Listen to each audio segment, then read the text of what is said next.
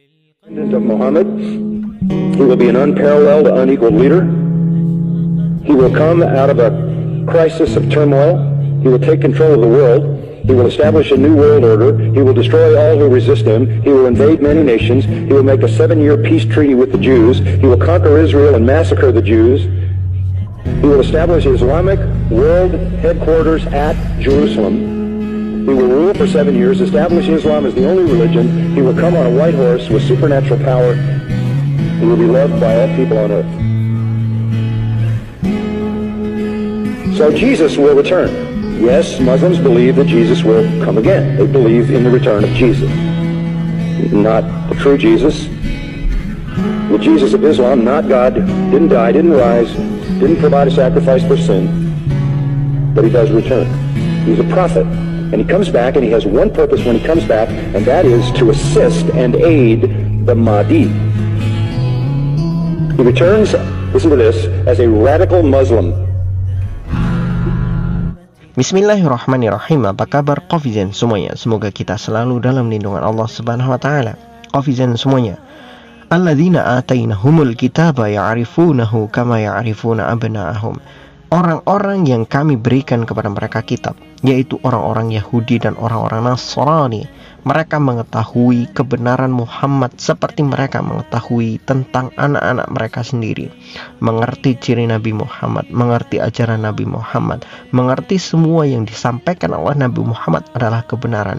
Mereka ngerti semua itu seperti mereka faham dengan anak-anak mereka, di mana ada letak tai lalat pada anak, kepalanya bentuknya seperti apa, tangannya, jarinya seperti apa. Dia paham sekali dengan anaknya. Sama, sebetulnya mereka juga sangat paham dengan Nabi Muhammad SAW dan kebenaran yang dibawa oleh Nabi Muhammad SAW. Meskipun orang-orang pecahan dari Nasrani, yaitu orang-orang Kristen saat ini, banyak mengingkari Al-Quran, tetapi kalau kita berbicara tentang orang-orang Yahudi, mereka itu sangat-sangat meyakini hadis-hadis Nabi Muhammad SAW. Bahkan orang-orang Yahudi sampai saat ini, mereka selalu mengkaji kebenaran-kebenaran di dalam Al-Quran. Mereka terus mempelajari isi di dalam Quran yang ternyata menyimpan banyak rahasia-rahasia luar biasa, termasuk bagaimana caranya menguasai dunia.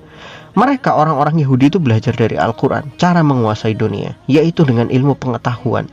Makanya kalau kita berbicara sekarang, bagaimana orang-orang Yahudi bisa menguasai perekonomian dunia, itu semua karena pengetahuan.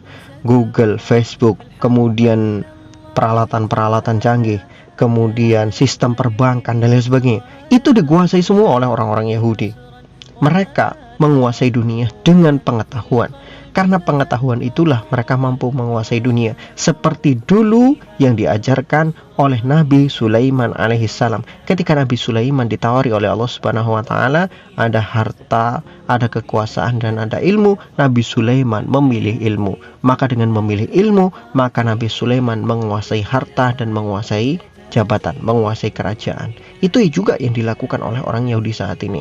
Mereka sibuk mengembangkan ilmu pengetahuan masalah dunia, ya untuk menguasai dunia. Makanya kita lihat orang-orang Yahudi saat ini betul-betul memegang kekuasaan dalam masalah teknologi dan juga informasi. Inilah orang Yahudi. Mereka memahami ayat-ayat Al-Quran. Mereka juga menjalankan isi di dalam Al-Quran, meskipun mereka tidak mengakuinya secara lisan.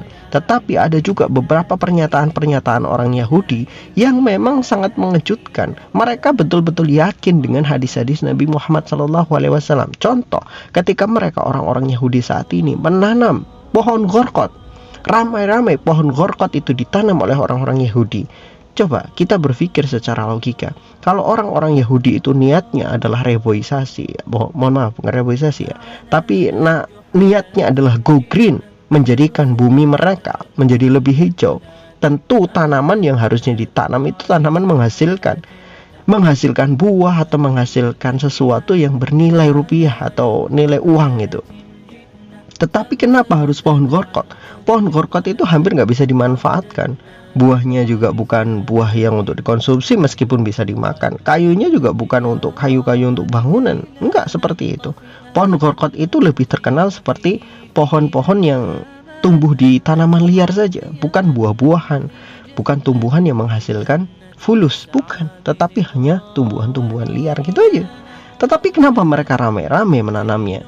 karena pada dasarnya itu adalah hadis Nabi Muhammad SAW yang mengatakan bahwa pohon korkot akan menjadi pelindungnya orang-orang Yahudi di akhir zaman ketika mereka nanti diperangi, ketika mereka nanti dibasmi karena kedoliman mereka hanya akan bisa bersembunyi di pohon-pohon korkot. Nah, ada satu lagi hadis Rasulullah SAW yang sangat ditakuti oleh orang-orang Yahudi, yaitu hadis tentang Imam Mahdi. Seorang rabi Yahudi atau seorang pembesar Yahudi itu berbicara lantang di depan pengikut-pengikutnya, menyampaikan tentang siapa Imam Mahdi, dijelaskan ciri-cirinya, dijelaskan bahaya kalau Imam Mahdi ini muncul, dia akan menguasai dunia, dia akan membuat dunia itu dalam genggamannya. Ini kan berarti orang-orang Yahudi sangat paham dengan hadis-hadis Nabi Muhammad SAW. Mereka nggak main-main dalam mengkaji hadis-hadis Rasulullah SAW. Kuncinya itu sama seperti orang-orang Islam, yaitu selama hadis-hadis itu sahih, maka pasti itu adalah kebenaran dari Nabi Muhammad SAW. Kalau dia dhaif, maka tidak boleh dipercaya. Orang Yahudi juga paham dengan itu. Makanya orang Yahudi bisa membedakan hadis sahih, hadis maudhu, juga hadis-hadis yang palsu, hadis-hadis yang dhaif. Itu mereka juga paham, seperti pemahaman umat Islam. Kalau di hadis maudhu, hadis dhaif, itu nggak boleh dipercaya. Tetapi kalau hadis-hadis sahih, rujukannya kepada hadis-hadis yang benar, apalagi hadis dengan derajat mutawatir, maka dipastikan kesahihannya mendekati 100%, bahkan 1000%-nya. Itulah orang-orang Yahudi. Mereka juga sangat paham dengan kebenaran Islam dan hadis-hadis Rasulullah SAW. Dan mereka mengkaji itu. Mereka tahu hadis-hadisnya. Mereka disuruh menjelaskan tentang hadis-hadis itu juga paham. Esensi dari hadis-hadis itu mereka tahu. Sangat luar biasa, bukan?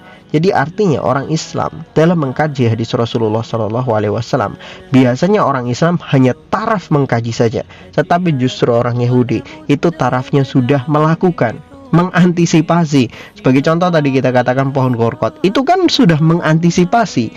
Mereka sangat yakin mereka nanti di akhir zaman dikalahkan, maka satu-satunya kekuatan mereka terakhir adalah pohon korkot. Ya, mereka tanam itu. Mereka sudah mengantisipasi. Kenapa umat Islam tidak bisa seperti orang Yahudi, tidak mau mengkaji hadis-hadis Rasulullah SAW, tidak mau menerapkan dalam kehidupan sehari-hari atau menjadikannya sebagai hukum kehidupan sehari-hari?